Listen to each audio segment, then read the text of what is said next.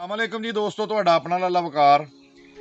ਤੇ ਅੱਜ ਗੱਲ ਨਾ ਬੜੀ ਕਹਿ ਲਓ ਕਿ ਮਜ਼ੇਦਾਰ ਵੀ ਕਹਿ ਲਓ ਔਰ ਸਬਕ ਅਜ਼ਮੂਦਾ ਵੀ ਕਹਿ ਲਓ ਔਰ ਇੰਟਰਸਟਿੰਗ ਵੀ ਕਹਿ ਲਓ, ਜਿੱਦਾਂ ਦੀ ਵੀ ਤੁਸੀਂ ਜ਼ੁਬਾਨ ਸਮਝਦੇ ਹੋ।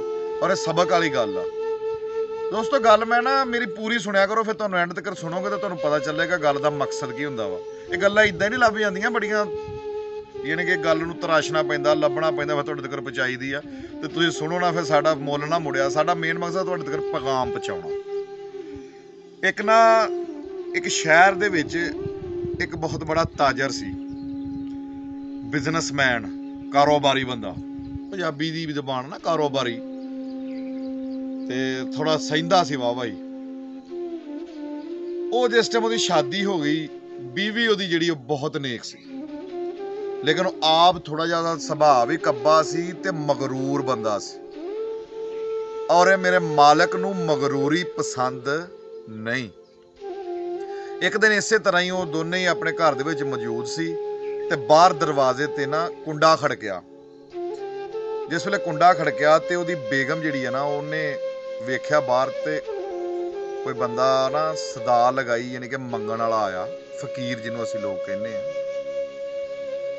ਹੁਣ ਉਹ ਫਕੀਰ ਨੇ ਸਵਾਲ ਕੀਤਾ ਕਿ ਮੈਂ ਬੜਾ ਮਜਬੂਰ ਹਾਂ ਤੇ ਮੇਰੀ ਕੁਛ ਮਦਦ ਕੀਤੀ ਜਾਵੇ। ਉਹਨੇ ਆਪਣੀਆਂ ਮਜਬੂਰੀਆਂ ਵੀ ਕੋਈ ਇੱਕ ਦੋ ਦੱਸੀਆਂ ਓਰੀਜਨਲ। ਹੁਣ ਜਿਹੜੀ ਉਹਦੀ ਬਿਜ਼ਨਸਮੈਨ ਬੰਦੇ ਦੀ ਬੀਵੀ ਸੀ ਨਾ, ਉਹਦੇ ਸੁਣ ਕੇ ਤੇ ਦਿਲ ਜਿਹੜਾ ਨਾ ਬੜਾ ਤੜਫਿਆ। ਉਹਦੇ ਦਿਲ ਨੇ ਜੱਜ ਕੀਤਾ ਕਿ ਮਜਬੂਰ ਆ ਤੇ ਇਹਦੀ ਹੈਲਪ ਕਰਨੀ ਚਾਹੀਦੀ, ਕਿਉਂਕਿ ਹੁਣ ਸਾਡਾ ਰਿਵਾਜ ਬਣ ਚੁੱਕਿਆ ਕਿ ਬੀਵੀ ਨੇ ਜਿੰਨੀ ਦੇਰ ਇਜਾਜ਼ਤ ਲੈਣ ਤੋਂ ਪਹਿਲਾਂ ਵੀ ਕੋਈ ਸ਼ਾਇਦ ਦੇ ਦਿੰਦੀ। ਉਹਨੂੰ ਡਰ ਸੀ ਕਿ ਕੋਈ ਕੰਮ ਖਰਾਬ ਨਾ ਹੋ ਜਾਵੇ। ਅਸੀਂ ਲੋਕ ਸਖਤੀ ਬਹੁਤ ਕਰਦੇ ਆ ਨਾ, ਜਿਹੜੀ ਨਹੀਂ ਇੰਨੀ ਕਰਨੀ ਚਾਹੀਦੀ, ਉਹ ਵੀ ਹੱਕਦਾਰ ਆ। ਉਹ ਬੀਵੀ ਉਹਦੀ ਨੇ ਆਣ ਕੇ ਆਪਣੇ ਬੰਦੇ ਨਾਲ ਗੱਲ ਕੀਤੀ ਕਿ ਇਸ ਤਰ੍ਹਾਂ ਬੜਾ ਬੰਦਾ ਮਜਬੂਰ ਆ, ਬਾਹਰ ਜਿਹੜਾ ਫਕੀਰ ਆਇਆ ਵਾ, ਤੇ ਉਹਦੀ ਕੁਛ ਹੈਲਪ ਕਰੀਏ। ਅੱਲਾਹ ਪਾਕ ਨੇ ਸਾਨੂੰ ਬਹੁਤ ਅਤਾ ਕੀਤਾ ਵਾ। ਤੇ ਉਹਦੇ ਕੋਲ ਅਲਫਾਜ਼ ਇਹ ਸੀ ਕਿ ਇਦਾਂ ਦੇ ਤੇ ਕਈ ਫਿਰਦੇ ਆ, ਉਹ ਐਵੇਂ ਕਹਿੰਦੀ ਫਿਰਦੀ, ਐਵੇਂ ਇਹਨਾਂ ਨੂੰ ਦੇਈ ਜਾਈਏ, ਅਸੀਂ ਸਾਡਾ ਕੋਈ ਪੈਸਾ ਵਾਧੂ ਆਇਆ ਵਾ। ਉਹਨੇ ਕਹਿੰਦੀ ਅੱਲਾਹ ਪਾਕ ਦੀ ਅਤਾ ਵਾ ਕਿ ਸਾਨੂੰ ਮਾਲਕ ਨੇ ਦਿੱਤਾ ਵਾ, ਚਲੋ ਉਹਦੀ ਵੀ ਹੈਲਪ ਕਰ ਦਿੰਨੇ ਆ।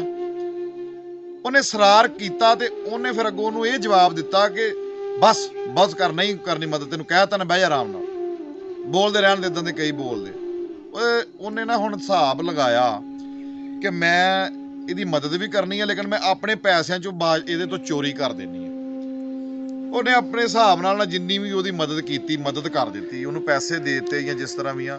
ਉਹ ਹੁਣ ਚਲਾ ਗਿਆ ਤੇ ਬਾਦਸ਼ਾਹ ਨੂੰ ਪਤਾ ਲੱਗ ਗਿਆ। ਉਹ ਜਿਹੜਾ ਬੰਦਾ ਸੀ ਨਾ ਕਾਰੋਬਾਰੀ, ਜਿਹੜਾ ਉਹਦਾ ਬੰਦਾ ਸੀ, ਉਹਨੂੰ ਪਤਾ ਚੱਲ ਗਿਆ ਕਿ ਇਹਨੇ ਨਾ ਉਹਦੀ ਮਦਦ ਕਰ ਦਿੱਤੀ ਆ। ਹੁਣ ਆਪਣੀ ਬੁੱਢੀ ਨੂੰ ਕਹਿੰਦਾ ਵੀ ਤੈਨੂੰ ਜੇ ਮੈਂ ਰੋਕਿਆ ਸੀ ਵੀ ਨਹੀਂ ਉਹਦੀ ਮਦਦ ਕਰਨੀ, ਕਰ ਦਿੱਤੀ ਨਾ, ਹੁਣ ਇਹਦੀ ਸਜ਼ਾ ਇਹ ਹੈ ਕਿ ਤੈਨੂੰ ਆਪਣੇ ਘਰ ਨਹੀਂ ਰੱਖਣਾ, ਤੈਨੂੰ ਮੇਰੀ ਤਰਫੋਂ ਤਲਾਕ ਆ।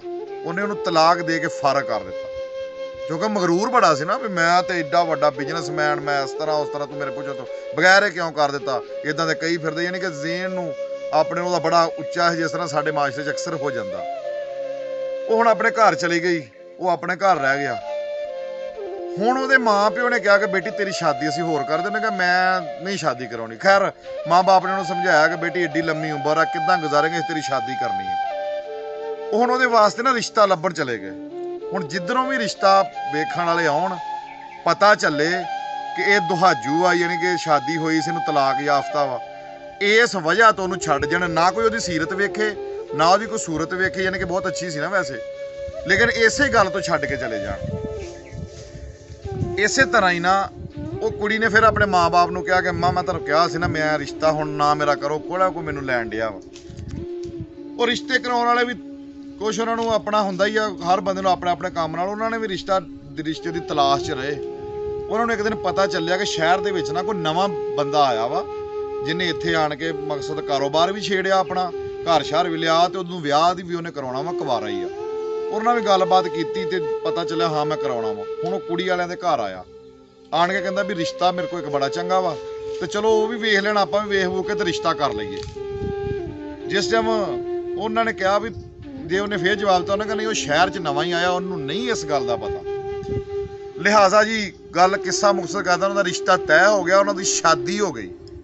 ਹੁਣ ਉਹ ਜਿਹੜੀ ਬੀਵੀ ਬਣ ਕੇ ਉਹਦੇ ਘਰ ਚਲੀ ਗਈ, ਜਿਸ ਟਾਈਮ ਸ਼ਾਮ ਨੂੰ ਟਾਈਮ ਆਇਆ ਨਾ ਕਿ ਘੁੰਡ ਚੁੱਕਣ ਦਾ, ਉਹਨੇ ਘੁੰਡ ਚੁੱਕਿਆ ਤੇ ਜਿਸ ਟਾਈਮ ਬੀਵੀ ਦੇ ਸਾਹਮਣੇ ਆਪਣੇ ਖਾਵਾਂ ਤੇ ਨਜ਼ਰ ਪਈ ਤੇ ਬੀਵੀ ਦੀ ਬੇਹੋਸ਼ ਹੋ ਗਈ ਬੀਵੀ ਦੇਖ ਕੇ।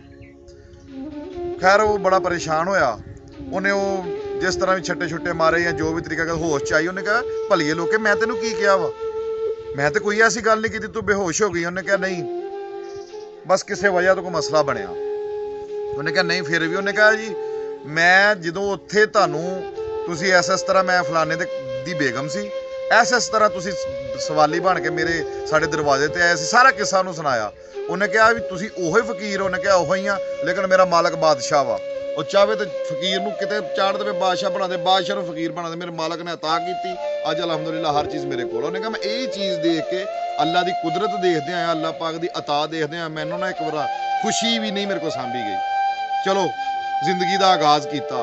ਕੁਛ ਦੇਰ ਤੋਂ ਬਾਅਦ ਫਿਰ ਉਹਨਾਂ ਦਾ ਦਰਵਾਜ਼ਾ ਖੜਕਦਾ, ਔਰ ਉਹ ਜਿਹੜਾ ਬੰਦਾ ਸੀ ਬਹੁਤ ਅੱਛਾ ਸੁਭਾਅ ਉਹਨਾਂ ਦਾ ਚੱਲ ਰਿਹਾ ਸੀ। ਕੁਛ ਦੇਰ ਤੋਂ ਬਾਅਦ ਫਿਰ ਦਰਵਾਜ਼ਾ ਖੜਕਿਆ, ਬਾਹਰ ਸਦਾ ਲੱਗੀ। ਉਹਦੀ ਬੀਵੀ ਬਾਹਰ ਜਿਸ ਟਾਈਮ ਦੇਖਣ ਗਈ ਨਾ, ਦਰਵਾਜ਼ਾ ਖੋਲਿਆ, ਖੋਲ ਕੇ ਉਹਨੇ ਵੇਖਿਆ, ਉਹਦੀ ਫਿਰ ਚੀਖ ਨਿਕਲੀ ਔਰ ਉਹ ਜ਼ਮੀਨ ਤੇ ਗਿਰ ਗਈ। ਜਿਸ ਟਾਈਮ ਜ਼ਮੀਨ ਤੇ ਗਿਰੀ, ਉਹਦਾ ਖਾਵੰਦ ਭੱਜਾ ਆਇਆ ਵੀ ਕੀ ਗੱਲ ਹੋਈ, ਚੀਕ ਨਿਕਲੀ, ਡਿੱਗ ਪਈ। ਜਿਸ ਟਾਈਮ ਦੇਖਿਆ ਡਿੱਗੀ ਪਈ, ਉਹਨੂੰ ਉਠਾਇਆ, ਬਿਠਾਇਆ, ਸੰਭਾਲਿਆ ਉਹਦਾ ਜ਼ੇਨ, ਉਹਨੂੰ ਕਿਹਾ ਵੀ ਰਿਲੈਕਸ ਹੋ, ਪਾਣੀ ਪੂਣੀ ਪਿਲਾਇਆ। ਉਹਨੇ ਕਿਹਾ ਭਲੀ ਲੋਕੇ ਕੀ ਇਹਨੇ ਤੈਨੂੰ ਕਿਹਾ ਵਾ ਫਕੀਰ ਨੇ, ਇਹ ਕੀ ਮਸਲਾ ਬਣਿਆ ਤੂੰ ਡਿੱਗ ਪਈ?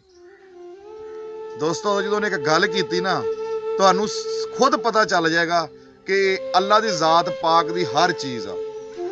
ਦਿਲ ਫੜ ਜਾਏਗਾ। ਯਾਨੀ ਕਿ ਜਿਹੜੇ ਬੰਦੇ ਮਗਰੂਰ ਆ ਜਾਂ ਇਦਾਂ ਦਾ ਸੁਭਾਅ, ਜਾਂ ਜਿਹੜੇ ਇਸ ਗੱਲ ਭੁੱਲ ਚ ਆ ਕਿ ਜਿਹੜਾ ਸਾਡੇ ਕੋਲ ਆ ਗਿਆ ਅਸੀਂ ਆਪੇ ਹੀ ਆਪਣੀ ਇਹਨੂੰ ਹਾਸਲ ਕੀਤਾ, ਸਾਡਾ ਹੀ ਆ। ਉਸ ਔਰਤ ਨੇ ਜਿਸ ਟਾਈਮ ਉਹਦੇ ਬੰਦੇ ਨੇ ਪੁੱਛਿਆ ਨਾ, ਤੇ ਉਹਨੇ ਨੂੰ ਦੱਸਿਆ, ਉਹਨੇ ਕਿਹਾ ਇਹ ਉਹੀ ਬੰਦਾ ਵਾ ਫਕੀਰ ਬਣ ਕੇ ਅੱਜ ਆਇਆ, ਉਹੀ ਸਦਾ ਲਗਾਈ ਆ ਜਿਹੜਾ ਉਸ ਟਾਈਮ ਬੜਾ ਵੱਡਾ ਤਾਜਰ ਸੀ। ਤੇਰੇ ਆਉਣ ਤੋਂ ਇਹਨੇ ਮੈਨੂੰ ਤਲਾਕ ਦਿੱਤੀ ਸੀ, ਮੈਂ ਤੇਰੀ ਮਦਦ ਕੀਤੀ ਸੀ। ਅੱਜ ਉਹਦੇ ਤੇ ਇਹ ਨੌਬਤ ਆਈ ਹੈ ਕਿ ਫਕੀਰ ਬਣ ਕੇ ਸਾਡੇ ਦਰਵਾਜ਼ੇ ਤੇ ਆਇਆ। ਦੇਖ ਕੇ ਉਹ ਵੀ ਹੱਕਾ ਬੱਕਾ ਰਹਿ ਗਿਆ ਤੇ ਮੇਰੇ ਕੋਲੋਂ ਇਸ ਚੀਜ਼ ਨੂੰ ਵੇਖਿਆ ਨਹੀਂ ਗਿਆ, ਮੈਂ ਇਸ ਕਰਕੇ ਜ਼ਮੀਨ ਤੇ ਗਿਰ ਗਈ। ਇਸ ਵੀਡੀਓ ਦਾ ਮਕਸਦ ਦੋਸਤੋ ਇਹ ਆ ਕਿ ਹਮੇਸ਼ਾ ਅੱਲਾ ਦੀ ਜ਼ਾਤ ਤੋਂ ਡਰਦੇ ਰਹੋ, ਜੋ ਉਹਨੇ ਤੁਹਾਨੂੰ ਦਿੱਤਾ ਵਾ ਉਹਦਾ ਸ਼ੁਕਰ ਅਦਾ ਕਰਦੇ ਰਹੋ।